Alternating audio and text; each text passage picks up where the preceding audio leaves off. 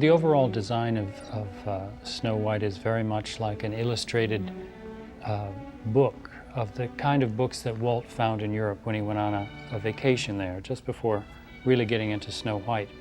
And interestingly enough, he hired 3 European artists to work on the film.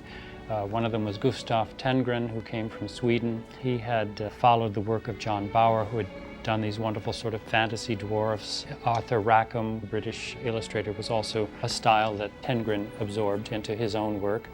There was a man named Ferdinand Hootsie Horvath, who was the second of the European art directors on the film. He had come from Hungary and worked in New York as an illustrator, did these very interesting dark pictures for Snow White.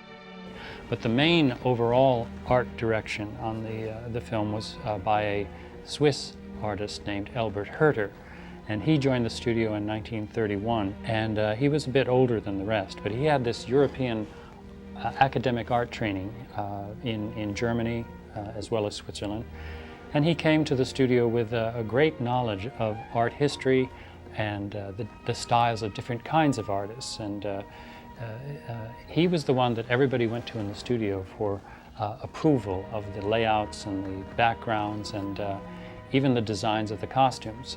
He had the ultimate authority as far as Walt was concerned in making this fairy tale environment for the entire film that Walt sought, an otherworldly quality that would follow through the entire story.